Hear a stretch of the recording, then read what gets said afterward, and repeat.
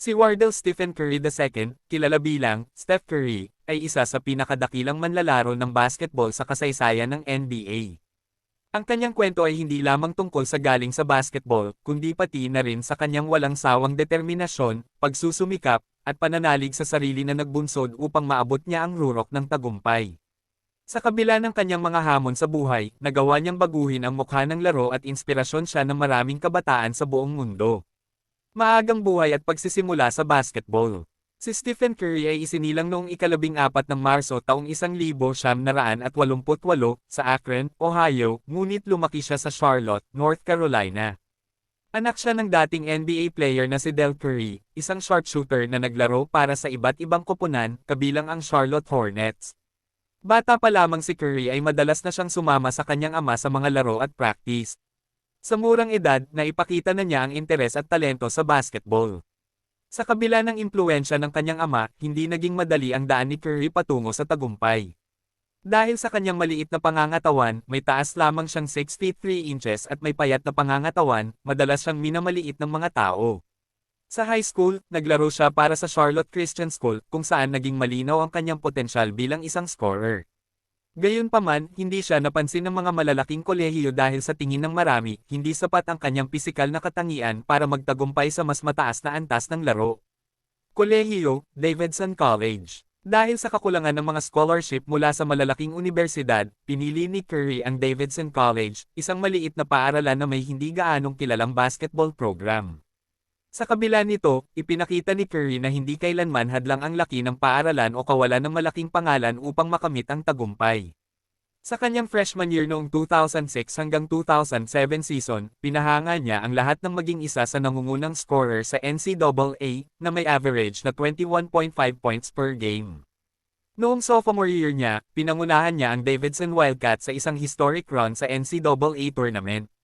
Sa kabila ng pagiging underdog, nakapasok sila sa Elite 8 kung saan muntik na nilang talunin ang powerhouse team na Kansas Jayhawks. Sa tournament na iyon, nagpakitang gilas si Curry bilang isang scorer at shooter na nagbigay daan sa kanyang pagkilala bilang isa sa mga pinakamahusay na manlalaro sa kolehiyo. Pagpasok sa NBA. Matapos ang kanyang junior year, nagdesisyon si Curry na magpasa sa NBA draft noong 2009. Pinili siya bilang ika-7 overall pick ng Golden State Warriors, isang koponan na hindi gaanong kilala sa pagiging championship contender noong panahong iyon.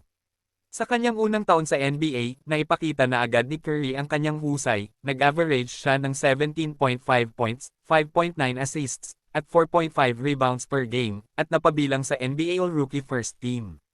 Bagamat ipinakita niya ang kanyang potensyal, marami pa rin ang nagduda kung magiging matagumpay siya sa NBA. Isa sa mga pangunahing isyo ay ang kanyang pagiging injury-prone, lalo na sa kanyang bukong-bukong, na nagdulot ng ilang major setback sa unang bahagi ng kanyang career.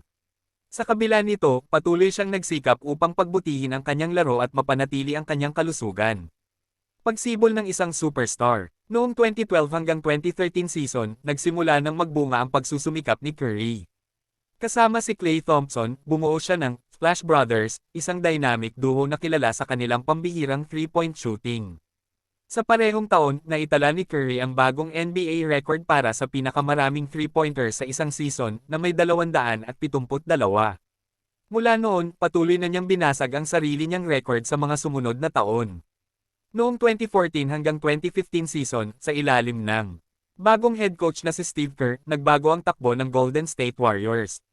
Naging isa sila sa pinakamabilis, pinakamataas ang opensa, at pinakadelikadong koponan sa NBA.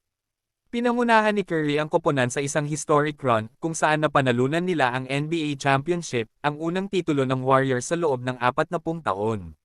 Bukod dito, tinanghal si Curry bilang NBA Most Valuable Player, MVP, na nagpapakita ng kanyang pagiging isa sa pinakamahusay na manlalaro ng kanyang panahon. Baguhin ang laro. Higit sa mga tropeyo at parangal, kilala si Curry sa pagbabago ng laro ng basketball. Ginamit niya ang kanyang pambihirang kakayahan sa shooting upang baguhin ang paraan ng paglalaro sa NBA. Noon, ang basketball ay nakatuon sa malalaking manlalaro na naglalaro sa ilalim ng basket. Ngunit dahil kay Curry, naging sentro ang 3-point shooting sa modernong basketball. Ang kanyang shooting range ay tila walang limitasyon, madalas siyang tumitira mula sa logo o lampas sa 3-point line.